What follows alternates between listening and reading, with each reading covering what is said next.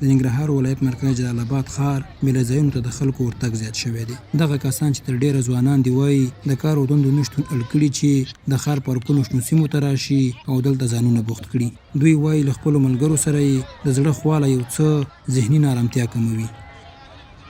او مخکې خو به دا و چې سهولتونه زیات و، خلکو کارونه وظیفې وې، ژوند هغه سهولتونه برابر و، ورسره امکانات و، نو تلل او طبعا چې څوک یو ځای ته ځي نو یو څه مصرف او څه امکانات غواړي چې تر هغه ځایه لاړ شي.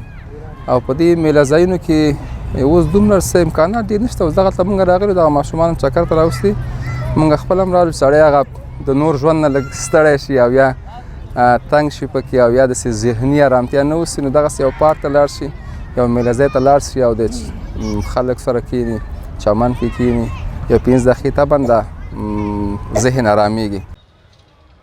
د جلال آباد ښار پارکونو ته راغلي ځوانان که څه هم دلته د یو څه وخت لپاره د ژوند له ناخوالو په مړول غواړي، خو په نوشروک د هغه ذهن بلې خواړوي. دوی وایي دې میله ځایونو ته ګڼ ماشومان هم راځي او ویره ده چې دلته یې د روږدو په لیدو سره ژوند اغېزمن شي.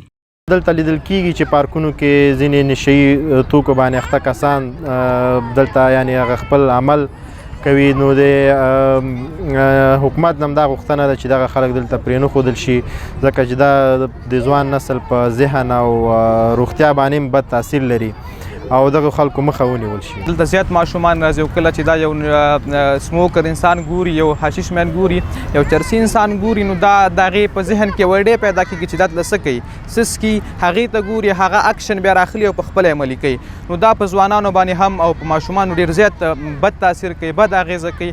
نو دغه باید حکومت یو دغه کار وکړي چې دا نشیان چې کوم دي دغې پارکونو څخه لرې کړي. جلال آباد ښار کې سراج الامارات، امیر شهید، عیدګاه، شیرزي لوبغالی، د درونټې ځوانانو پارک او پارمهډه هغه میله ځایونه دي چې وروستیو کې پکې داسې مازدیګر نه وي چې سلګونه خلک پکې د خپل وزګار وخت ډکولو لپاره ورنشي. د دې ترڅنګ د ننګرهار په ګڼو ولسوالیو کې هم زړه راښکونکي میله ځایونه شته چې د هېواد له ګڼو ولایتونو سیلانیان ورځي.